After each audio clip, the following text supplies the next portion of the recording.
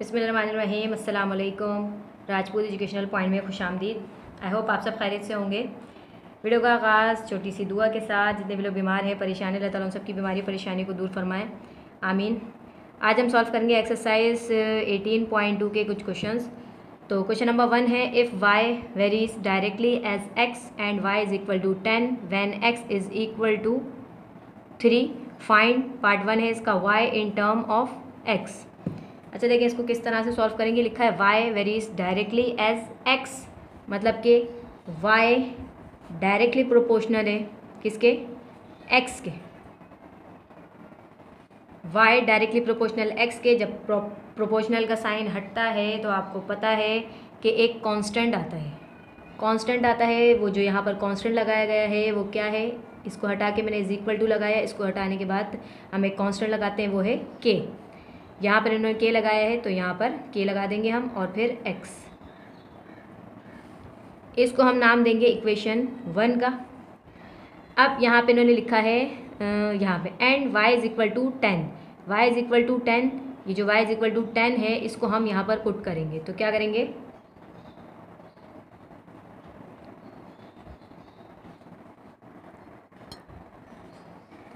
y 10 और x भी है, यहाँ पे x है 3, तो इन दोनों को हम y is equal to 10 and x is equal to 3 put in equation 1। तो x is equal to 10 sorry y is equal to 10, x is equal to 3 हम इक्वेशन 1 में पुट करेंगे तो हमारे पास k की वैल्यू आ जाएगी। तो y की जगह मैंने क्या लिखा, 10 इज इक्वल टू k की जगह k ही लिखा, x की जगह क्या लिख दिया मैंने, 3।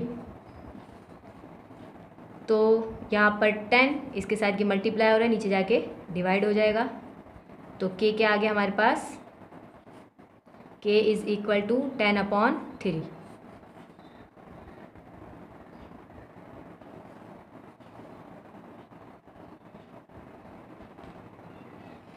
अब क्या करेंगे, अब इस k को, इस k की वैल्यू को अब इक्वेशन 1 में k की वैल्यू को पुट करेंगे। इक्वेशन 1 में k की वैल्यू को पुट कर देंगे तो हम यहाँ लिखेंगे put k is equal to 10/3 in equation 1।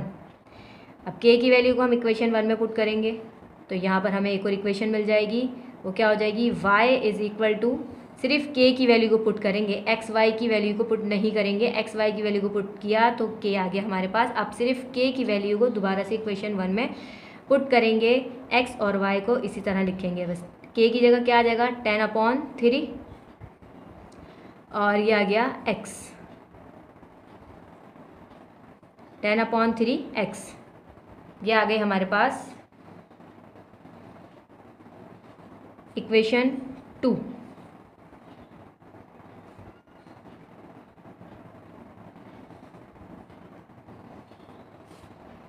अच्छा अब ये देखें इक्वेशन 2 आ गई हमारे पास। अब पार्ट 2 देखेंगे इसका। पार्ट 1 में हमें y in term of x बताया था, तो ये यहाँ पे हो गया पार्ट 1 का काम। अब पार्ट 2 इसी को देखते हुए पार्ट 2 को सॉल्व करेंगे हम। अब पार्ट 2 में दिया हुआ है y फाइंड करना है, मतलब y when x is equal to 6। तो हमारे पास जो इक्वेशन 2 थी वो क्या थी, y is equal to 10/3 x, ये इक्वेशन 2 थी। y मालूम करेंगे, क्या लिखा है यहाँ पर, इक्वेशन 2 है ये, ठीक है, इक्वेशन 2 है तो हम लिखेंगे put x is equal to 6 in equation 2। ये हमारे पास इक्वेशन 2 थी, पीछे चली गई है वो, इसलिए मैंने यहाँ पर दोबारा लिख दिया।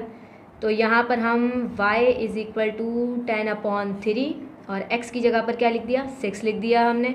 6 1 ज़ा 6, 6 2 ज़ा 3 1 ज़ा 3, 3 2 ज़ा 6, 10 2 ज़ा 20, y इज इक्वल टू 20। ये आ गई हमारे पास y की वैल्यू। पार्ट 2 में बोल लेते हैं y फाइंड करना है when x is equal to 6। अच्छा जी, थर्ड पार्ट में भी ऐसे करेंगे कुछ। यहाँ पर x की वैल्यू दी हुई है, सॉरी x फाइंड करना है, y की वैल्यू 15 दी हुई है, इक्वेशन वही है। अब लिखेंगे put x is equal put y is equal to 15 in equation 2। Equation 2 क्या थी, इक्वेशन 2 थी y is equal to 10/3 x। तो हमारे पास क्या गिवन है, हमारे पास y गिवन है, x हमें फाइंड करना है 10/3 और x को यहाँ पर इस तरह से लिखा।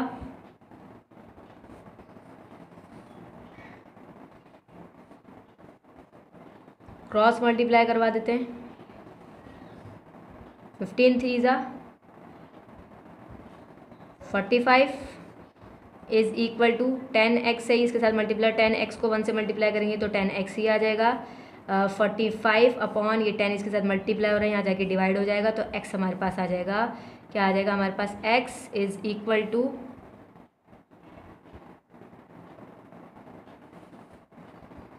9/2। तो ये आ गया हमारे पास x, ये आंसर इसका।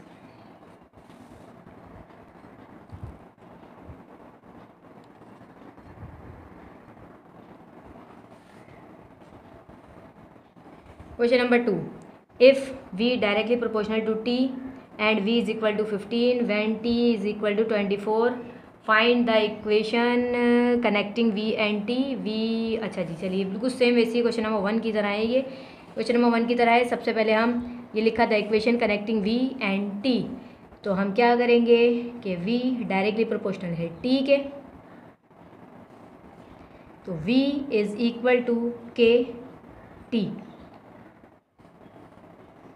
इक्वेशन 1 हो गई है, इक्वेशन 1 हो गई। यहाँ पर हम k की वैल्यू फाइंड करेंगे। हम लिखेंगे यहाँ पे दिया है v is equal to 15, t is equal to 24। v is equal to 15 और t is equal to 24 put in equation 1, तो v आ जाएगा हमारे पास 15 इज़ इक्वल टू k और t जो है वो है 24, तो 15/24 इज़ इक्वल टू k, तो k इज़ इक्वल टू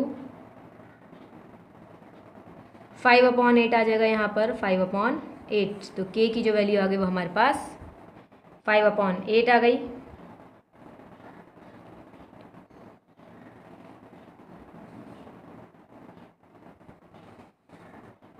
अब put k is equal to 5/8 in equation 1।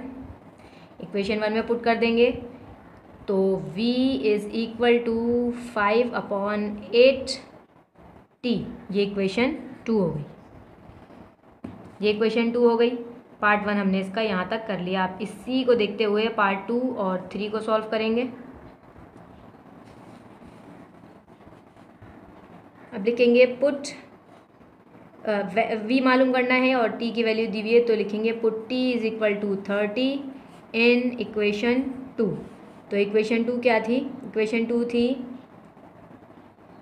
v is equal to 5/8 t। तो यहाँ पर हम t की जगह पर 30 पुट कर देंगे तो v आ जाएगा, v इज़ इक्वल टू 5/8 और यहाँ पर 30, v इज़ इक्वल टू, इसको सॉल्व करेंगे तो ये आ जाएगा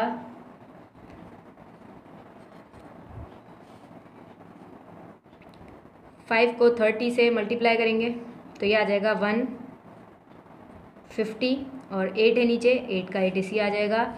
उसको मज़ीद डिवाइड करेंगे तो ये आ जाएगा v इज़ इक्वल टू 75/4।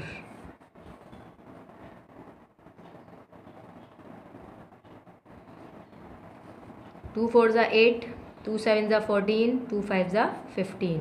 ठीक है, 2 के टेबल से कैंसिल हुआ है ये। चलिए third part,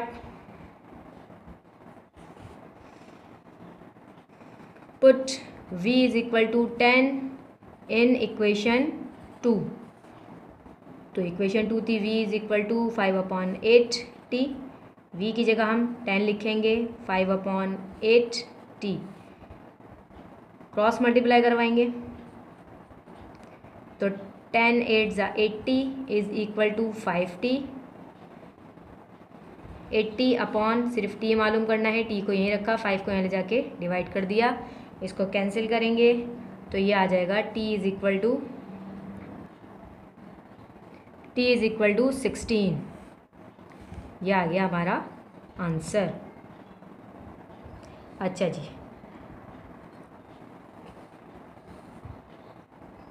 question number 3, if u directly proportional √v with index 3 and u is equal to 4, when v is equal to 64. Find the value of u and u when v is equal to 216 and the value of v when find the value of v when u is equal to 5. अच्छा जी, सबसे पहले हम वही लिखेंगे, u directly proportional to under root v with index 3. ये directly proportional का sign हटाएंगे, is equal to लगाएंगे तो कांस्टेंट k आ जाएगा और फिर v, ये हो गई इक्वेशन 1. अब यहाँ पे इसके आगे लिखा है u इज इक्वल टू 4, मैंने लिखा है u is equal to 4, v is equal to 64, v is equal to 64 लिखेंगे. पुट इन इक्वेशन 1, इस इक्वेशन 1 में हम u और v की वैल्यू पुट करेंगे तो हमारे पास k आ जाएगा. तो u की जगह मैंने लिखा 4 इज़ इक्वल टू k की जगह k अंडर रूट 3, v की जगह 64.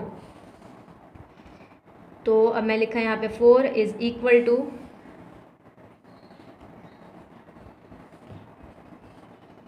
k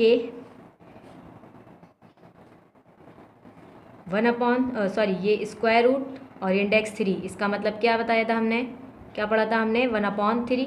इसको मैं हटाऊंगी तो इसकी जगह क्या लिख दिया मैंने, 1/3 लिख दिया. एक्सपोनेंट बना दिया, इसको एक्सपोनेंशियल फॉर्म में लिख दिया, इसको 1/3 कर दिया. अब 64 जो है किसका क्यूब होता है, हम इसको 2 से भी कर सकते हैं लेकिन हमें स्क्वायर नहीं चाहिए, यहाँ पे हमें क्यूब में जाइए कि ये 64 किसका क्यूब होता है ताकि हम इस 3 को कैंसिल कर सकें. तो 64 किसका क्यूब होता है, 4 का क्यूब होता है. यहाँ मैंने लिखा 64, 4 1 ज़ा 4, 5 6, 2 बचे बराबर में गए और 4 6 ज़ा 24, 4 4 ज़ा 16, 4 1 ज़ा 4, तो 1 2 3 आ गए. तो 4 का क्यूब होता है. 64 किसका क्यूब है, 4 का क्यूब. तो 3 से 3 कैंसिल, तो हमारे पास ये आ गई k की वैल्यू आ गई, नहीं k की वैल्यू नहीं आई अभी, ये आया 4. ये 4 इसके साथ मल्टीप्लाई हो रहा है, यहाँ जाके क्या हो जाएगा, डिवाइड हो जाएगा. तो ये आ जाएगा 4 से 4 कैंसिल, तो k जो आया हमारे पास आया 1. k is equal to 1. देखिए यहाँ पे 3 से ये 3 कैंसिल हो गया. अब ये 4 सिर्फ k के साथ मल्टीप्लाई हो रहा है इसलिए यहाँ जाके डिवाइड हो गया, तो k की वैल्यू आ गई 1.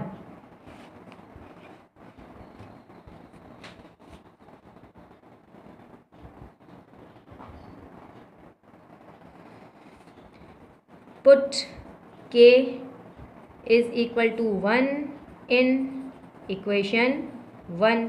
इक्वेशन 1 थी u is equal to k की जगह मैंने लिखा 1 अंडर रूट इंडेक्स 3 और v.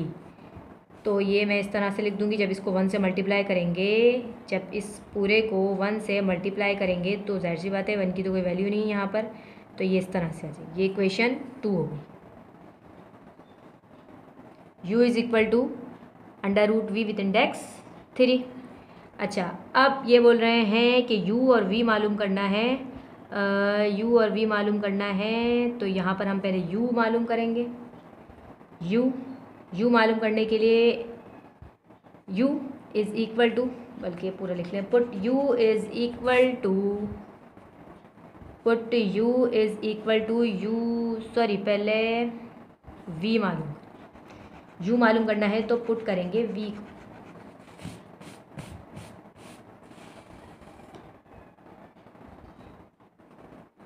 Put v is equal to 216, v is equal to 216 in equation 2. Equation 2 ये रही. u is equal to under root with index 3 v की जगह मैं लिखूँगी 216, लिखूँगी इसको 2, 1/3 कर दिया. अच्छा, अब 216 किसका क्यूब होता है, क्यूब में चाहिए. 216 किसका क्यूब होता है, 216 क्यूब होता है 6 का क्यूब होता है. 6 का क्यूब होता है. यहाँ पे देख लें, कैलकुलेटर से भी निकाल सकते हैं. मैं पिछली वीडियोस में आपको कैलकुलेटर से ये किस तरह से निकालते हैं कि 216 का क्यूब है बता चुकी हूँ. बस क्यूब रूट जो की होती है उसको प्रेस करें, उसके अंदर 216 लगे, इज इक्वल टू करें तो आपके पास आ जाएगा 6। तो यहाँ पर निकाल के दिखाते हैं 216। अच्छा जी, 6 का क्यूब है तो 6 1 ज़ा 6, 6 2 ज़ा 6 के टेबल में 21 नहीं आता, लेकिन इससे छोटा आता है। 6 1 ज़ा 6, 6 2 ज़ा 6, 3 ज़ा 18, 18 19 20 21, 3 बचा वो बराबर में गए तो 6 6 ज़ा 36, फिर 6 6 ज़ा 36 और 6 1 ज़ा 6। तो 6 का क्यूब आ गया, क्यूब से क्यूब कैंसिल, तो u की वैल्यू आ गई 6।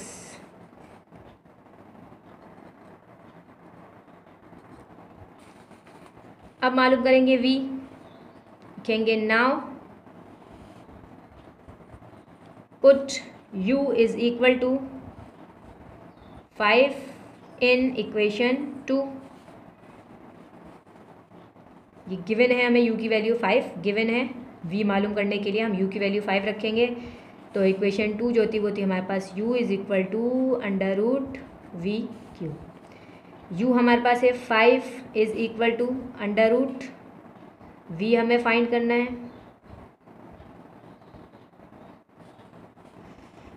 तो 5 इज इक्वल टू v 1/3, 1/3 लिख दिया मैंने यहाँ पर। अच्छा, अब क्या करेंगे, अब हम यहाँ पर सिर्फ हमें v चाहिए, इसकी पावर आ गई 1/3, हमें सिर्फ v फाइंड करना है। तो अब हम यहाँ पर क्यूबिंग करेंगे, क्यूब दोनों तरफ क्यूब लगाएंगे, तो हम लिखेंगे क्यूबिंग, जिसे स्क्वायरिंग करते हैं यहाँ पर अब हम क्यूबिंग करेंगे, क्यूबिंग बोथ साइड्स। तो 5 का cube is equal to v 1/3 और 1/3 तो इसकी अपनी वैल्यू है, और अब हमने इसका क्यूब कर लिया जिस तरह यहाँ पे क्यूब किया है। तो 3 से 3 कैंसिल, तो 5 का जो क्यूब होता है वो होता है 125, और यहाँ पे सिर्फ v बचा, तो v इज इक्वल टू 125। ये हो गया आपका आंसर।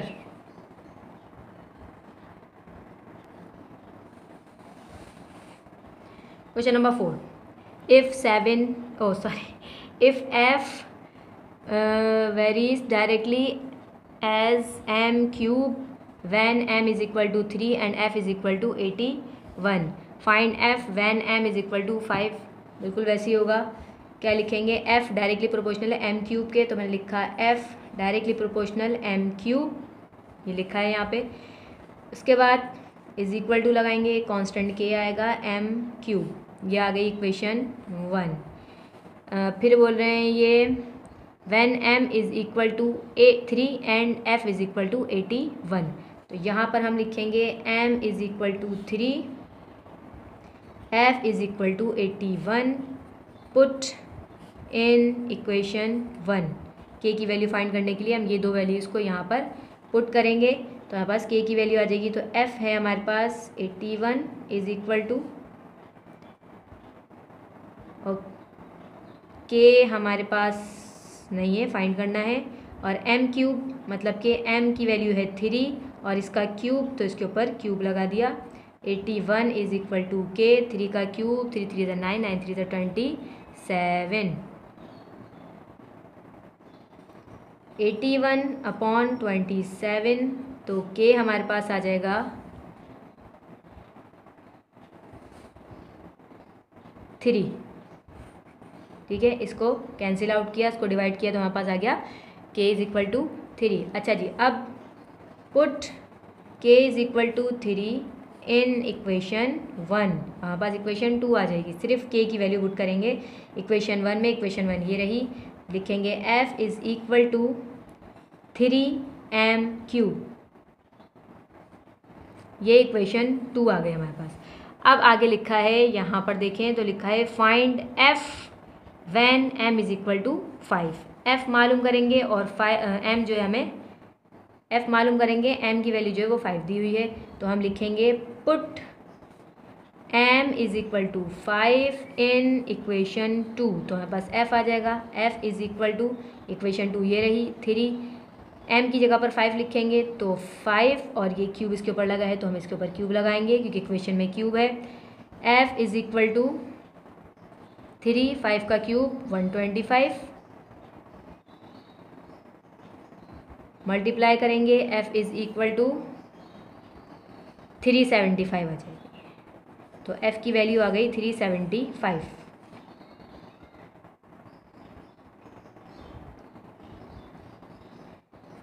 ये हो गया आपका आंसर।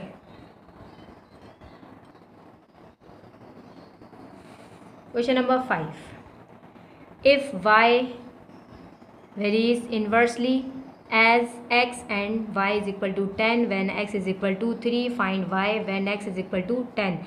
अच्छा, वहाँ पे डायरेक्टली लिखा था, यहाँ पर इन्वर्सली लिखा है, तो हम इसको किस तरह से लिखेंगे? मैं लिखूँगी y इन्वर्सली प्रोपोर्शनल है किसके? x के। तो इन्वर्सली का मतलब होता है डायरेक्टली इसका प्रोपोर्शनल का साइन लगाएंगे, ये इन्वर्सली प्रोपोर्शनल मतलब के 1/x लिखेंगे। जब डायरेक्टली लिखा हो तो मैंने लिखा था x directly proportional to y directly proportional to x, directly लिखा है तो इस तरह से लिखेंगे, और इन्वर्सली लिखा है तो हम उसको इस तरह से लिखेंगे, प्रोपोर्शन का साइन, उसके बाद 1/x लिखेंगे। ये इन्वर्सली, ये डायरेक्टली, ठीक है। अच्छा जी, यहाँ पे इन्वर्सली लगाया क्योंकि यहाँ लिखा है इन्वर्सली। अब y, ये प्रोपोर्शन का साइन हटाएंगे, इज इक्वल टू लगाएंगे तो k आ जाएगा, और फिर 1/x।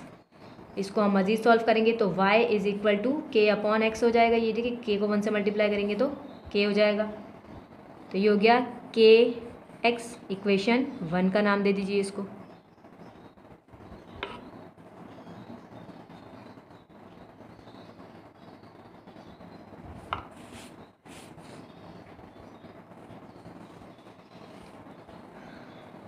लिखा है y is equal to 10, x is equal to 3। इनकी वैल्यूज़ को इक्वेशन 1 में पुट करेंगे। y is equal to 10 and x is equal to 3।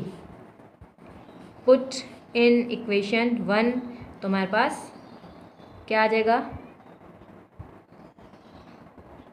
k की वैल्यू आ जाएगी। जी हाँ, तो लिखा है y की जगह मैंने 10 लिखा है, इज़ इक्वल टू k की जगह k, x की जगह 3 लिखा। क्रॉस मल्टीप्लाई करवा दें तो k इज़ इक्वल टू 10 3 ज़ा 30।